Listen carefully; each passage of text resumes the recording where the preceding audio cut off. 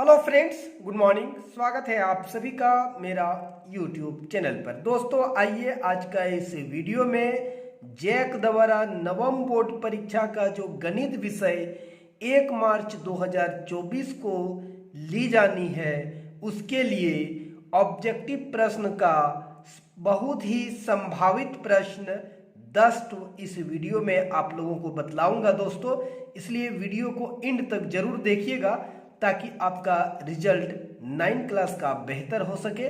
तो दोस्तों बिना किसी देरी का उन 10 महत्वपूर्ण समस्याओं को देख लेते हैं जो इस बार बोर्ड परीक्षा नवम बोर्ड परीक्षा के लिए बहुत ही महत्वपूर्ण है।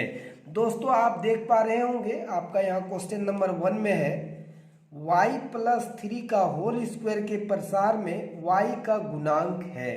तो दोस्तों सबसे पहले हमको क्या करना पड़ेगा कि इसका प्रसार करना पड़ेगा। y+3 का होल स्क्वायर, इसका प्रसार करना होगा a² + b² + 2ab का फॉर्मूला में। तो ये हो जाएगा y² + 2, a के जगह y है और b के जगह 3 है और +3 का स्क्वायर। तो ये आपका कितना आ जाएगा y² + 3 दूनी 6 y + 9। तो यहाँ पर y का गुणांक आपका कितना है, तो y के साथ जो गुना है चिन्ह के साथ देखिए +6, y के साथ गुना कौन है तो +6 है। तो दोस्तों +6 इसका गुना के रूप में आ जाएगा। तो ऑप्शन नंबर आपको कहाँ दिख रहा है +6, तो ऑप्शन नंबर सी में आपका +6 है। दोस्तों आप आ जाइए अगला प्रश्न आप देख लीजिए।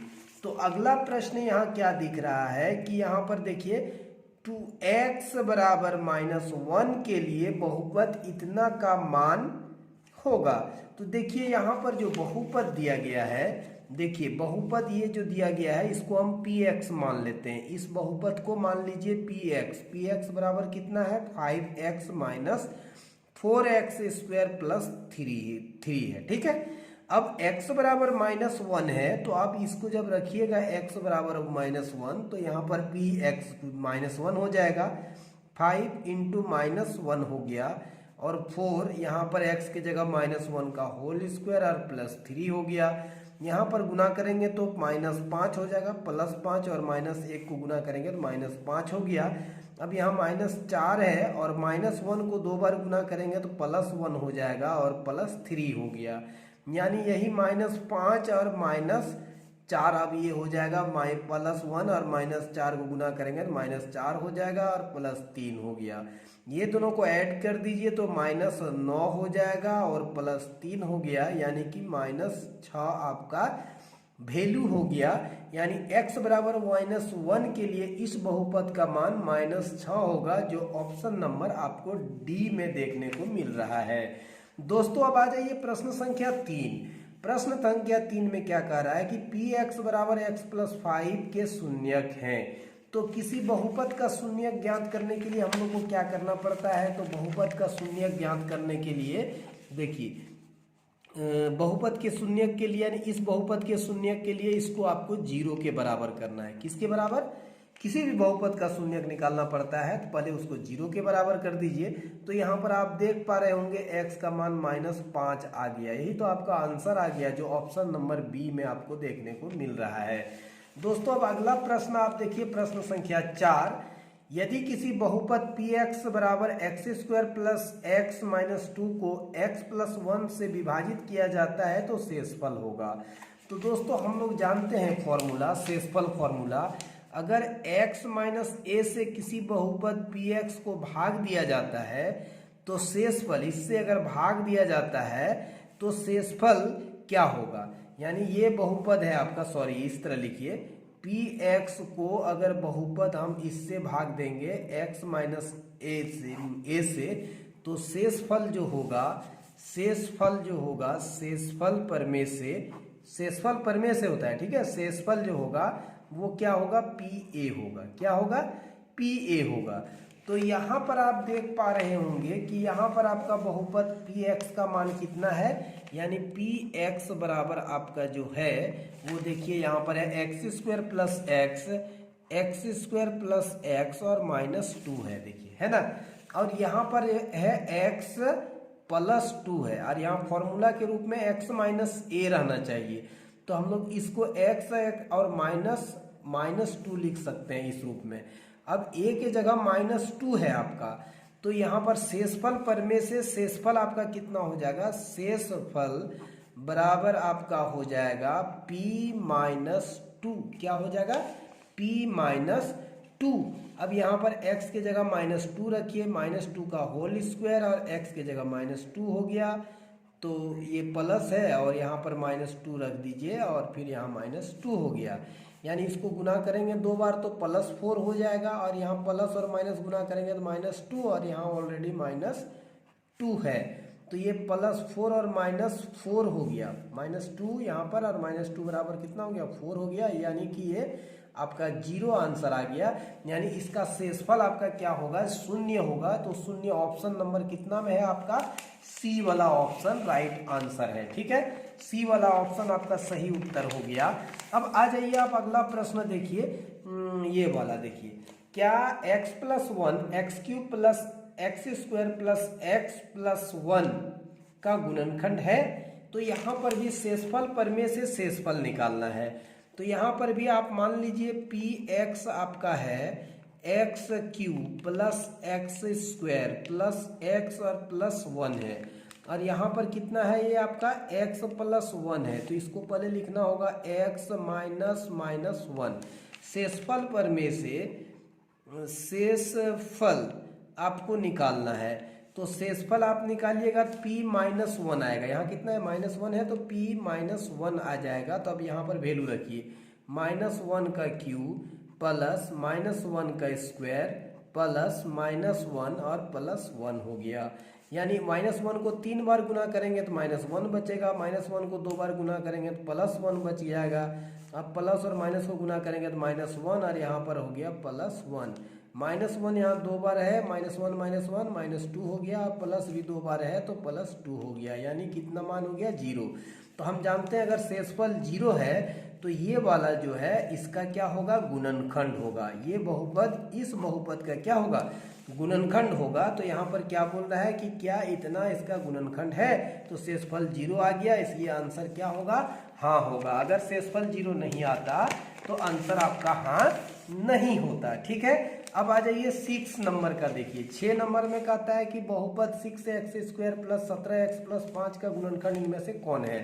तो बहुपद का गुणनखंड कैसे किया जाता है, देखिए ये 6x स्क्वायर है प्लस 17x है और प्लस 5 है।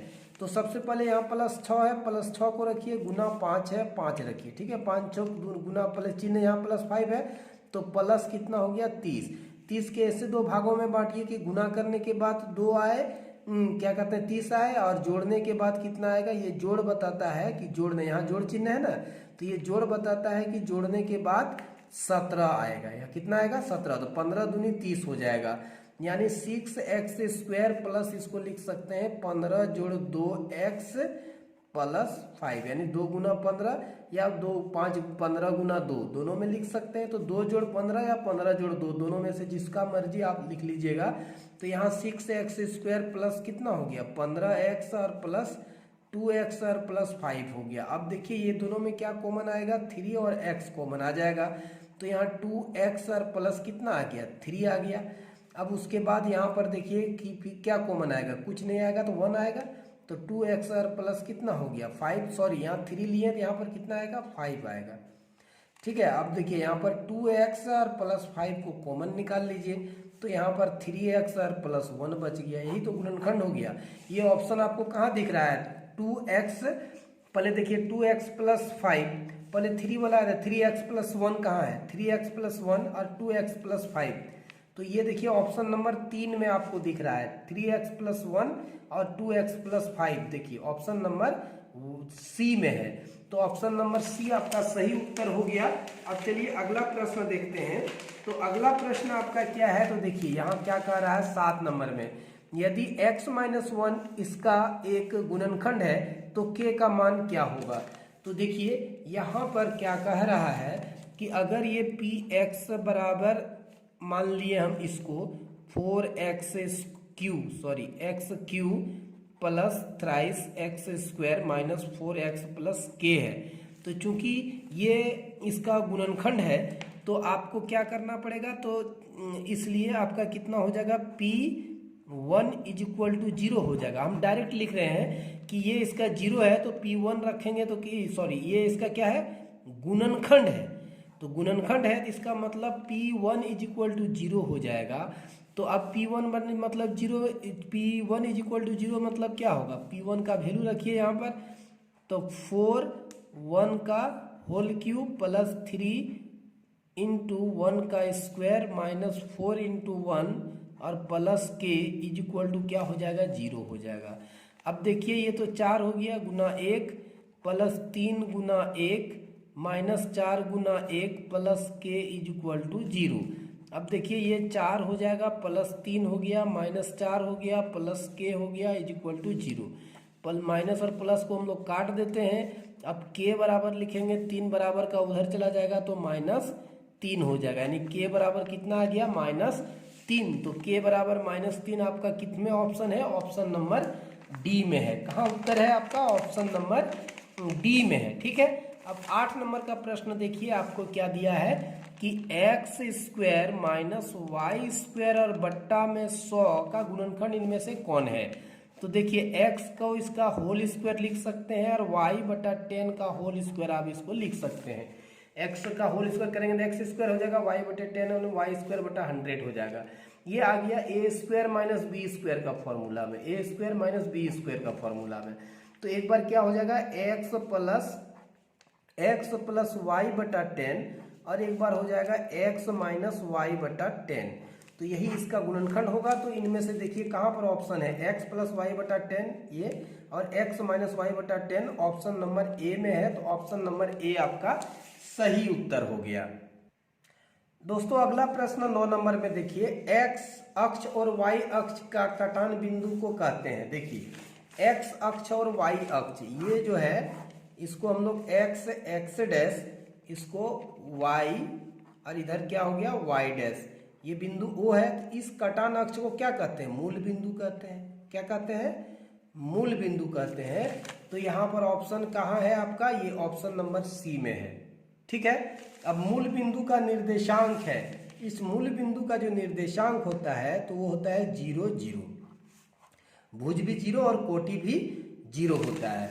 तो भुज और कोटि दोनों 0 होता है, ऑप्शन नंबर ए में है, जो आज के वीडियो का अंतिम प्रश्न था। तो दोस्तों उम्मीद ही नहीं बल्कि पूरा विश्वास है आप लोगों को वीडियो पसंद जरूर आया होगा। दोस्तों अगर वीडियो पसंद आ गया हो, लाइक करना अगर भूल गए हैं तो जल्दी से लाइक कीजिए, मेरा चैनल को सब्सक्राइब कीजिए। हमें दीजिए इजाजत, फिर मिलेंगे अगले वीडियो में। तब तक के लिए मेरे प्यारे बच्चों और दोस्तों को मैं दिल से धन्यवाद देता हूँ। जय हिंद।